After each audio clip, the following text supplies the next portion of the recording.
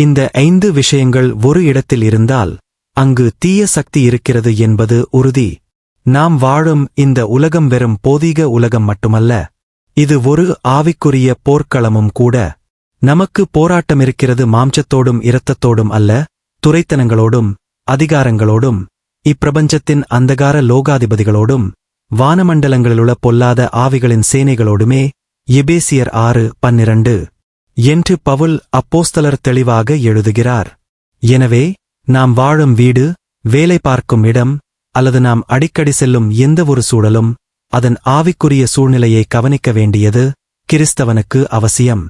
Bible நமக்கு ஆவிகளைச் சோதித்தறியும்படி கற்றுக் கொடுக்கிறது. ஒரு மரத்தை அதன் கனியினால் அறியலாம்.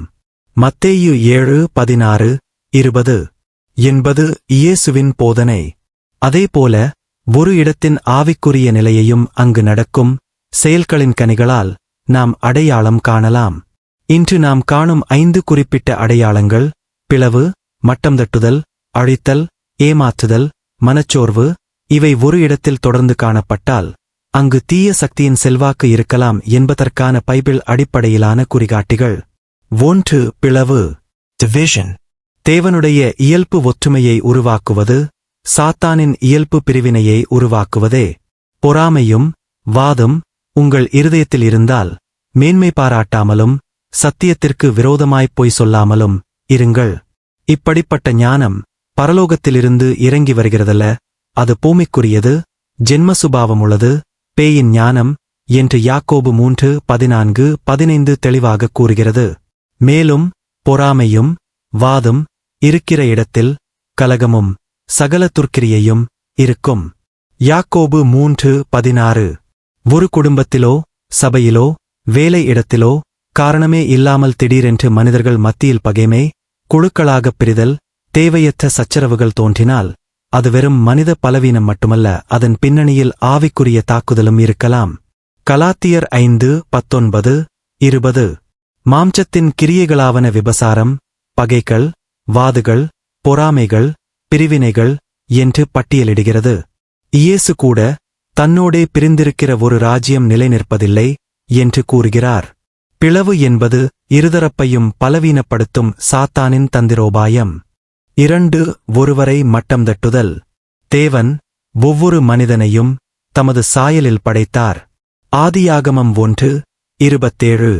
எனவே ஒருவரை தொடர்ந்து இழிவுபடுத்துவது, கேலி செய்வது, மதிப்பிழக்கச் செய்வது தேவனுடைய படைப்பையே அவமதிப்பதற்கு சமமானது. உங்கள் வாயிலிருந்து ஒரு துர்வார்த்தையும் புறப்படாதிருப்பதாக.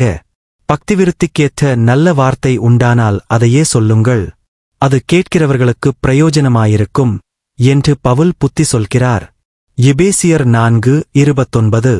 ஒரு இடத்தில் ஆளுக்கால் ஒருவரை குறை சொல்வது, கேலி செய்வது, நீ ஒன்றுக்கும் லாயக்கில்லை என்று சொல்லிக் காயப்படுத்துவது வழக்கமாக இருந்தால் அது அன்பின் ஆவியல்ல, துரோகியின் ஆவி வேலை செய்கிறது என்பதற்கான அறிகுறி. சகோதரனை பகைக்கிறவன் இருளில் இருக்கிறான் என்று வேதம் தெளிவாக்குகிறது. 1 யோவான் 2:11. அன்பு எப்போதும் கட்டியெழுப்புகிறது, தீமை எப்போதும் அழிக்கவே முயலும். 3. உடைத்தல் அல்லது அழித்தல், breaking/destroying. இயேசு தாமே இந்த வேறுபாட்டை மிகத் தெளிவாகக் குறிப்பிடுகிறார்.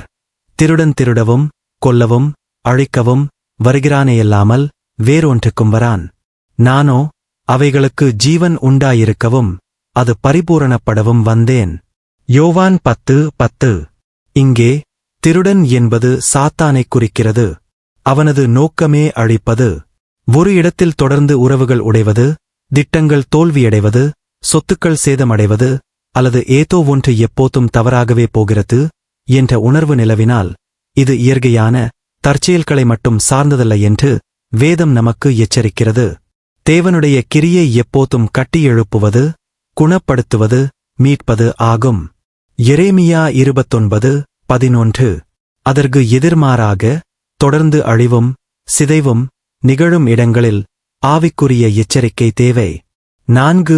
ஏமாற்றுதல், டிசெப்ஷன்.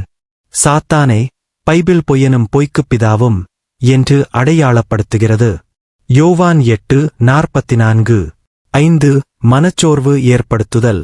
causing despair/discouragement. பரிசுத்த ஆவியானவரின் கனிகளில் ஒன்று சந்தோஷம். கலாத்தியர் 5:22. தேவன் நமக்குப் பயமுள்ள ஆவியைக் கொடாமல் பலமும் அன்பும் தெளிந்த புத்தியுமுள்ள ஆவியையே கொடுத்திருக்கிறார் என்று பவுல் எழுதுகிறார். 2 தீமோத்தேயு 1:7. மேலும் நம்பிக்கையின் தேவன் விசுவாசத்தினாலே உங்களை எல்லாச் சந்தோஷத்தினாலும் சமாதானத்தினாலும் நிரப்புவாராக என்பது தேவனுடைய விருப்பம். ரோமர் 15:13. இதற்கு நேர்மாறாக ஒரு இடத்தில் தொடர்ந்து மனச்சோர்வு, நம்பிக்கையின்மை, சோர்வு, பயம், வாழ்க்கை மீதான வெறுப்பு போன்ற உணர்வுகள் ஏற்படுத்தப்பட்டால் அது தேவனுடைய இயல்பிலிருந்து விலகியது என்பதற்கான அறிகுறி.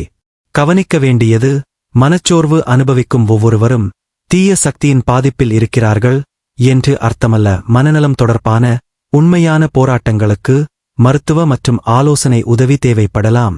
ஆனால் ஒரு குறிப்பிட்ட இடத்தில் காரணமே இல்லாமல் தொடர்ந்து அனைவரையும் சோர்வடையச் செய்யும் ஒரு இருண்ட சூழ்நிலை இருந்தால் அதை ஆவிக்குரிய பார்வையில் கவனிக்க வேண்டும். நாம் என்ன செய்ய வேண்டும்? இந்த 5 அடையாளங்களை நாம் ஒரு இடத்தில் கண்டால் பயப்படுவதோ அல்லது யாரையாவது குற்றம் சாட்டுவதோ தீர்வல்ல. வேதம் நமக்கு கொடுக்கும் தீர்வு. 1. ஜெபமும் உபவாசமும். சில ஆவிக்குரிய கட்டுகள் ஜெபத்தினாலும் உபவாசத்தினாலும் மட்டுமே உடைகின்றன. மத்தேயு 17:21. 2. தேவனுடைய வார்த்தையில் நிலைத்திருத்தல். தேவனுடைய வார்த்தை ஜீவனும் வல்லமையுமாயிருந்து இருபுறமும் கருக்குள்ள எந்த பட்டயத்திலும் அதிக கருக்குள்ளதாயிருக்கிறது. எபிரெயர் 4:12. 3. ஆவிகளைச் சோதித்தறிதல். பிரியமானவர்களே, சகல ஆவிகளையும் நம்பாமல் அந்த ஆவிகள் தேவனால் உண்டானவைகளோ என்று சோதித்தறியுங்கள். 1 யோவான் 4:1. 4. தேவனுடைய கவசத்தை தரித்துக் கொள்ளுதல். எபேசியர் 6:10-18 விவரிக்கப்பட்டுள்ள முழு ஆவிக்குரிய கவசம் சத்தியம், நீதி, சமாதானம், விசுவாசம், இரட்சிப்பு, தேவவசனம். இவற்றை அணிந்து கொள்வது அவசியம். 5 கூட்டு ஜெபமும் ஆலோசனையும். ஒருவரையொருவர் புத்தி சொல்லிக் கொள்ளுங்கள். எபேசியர் 5:19. சபை சகோதர சகோதரிகளுடன் இணைந்து இந்த சூழ்நிலைகளை எதிர்கொள்வது ஜானமானது. பிளவு, மட்டம் தட்டுதல், அழித்தல், ஏமாற்றுதல், மனச்சோர்வு இவை 5ம் தேவனுடைய இயல்பிற்கு நேர் எதிரானவை. தேவன் ஒற்றுமையை, மதிப்பை, கட்டியெழுப்புதலை, சத்தியத்தை, சந்தோஷத்தை விரும்புகிறவர். இந்த அடையாளங்கள் ஒரு இடத்தில் இந்த செய்தி உங்களுக்கு பிடித்திருந்தால் இந்த சேனலை சப்ஸ்கிரைப் செய்யுங்கள். அத்தோடு லைக் பண்ணுங்கள். உங்களுக்கு வேண்டியவர்களோடு இந்த செய்தியை ஷேர் செய்யுங்கள். இதை கேட்கின்றவர்களுக்கும் இதன் மூலம் நன்மை கிடைக்கட்டும். நன்றி.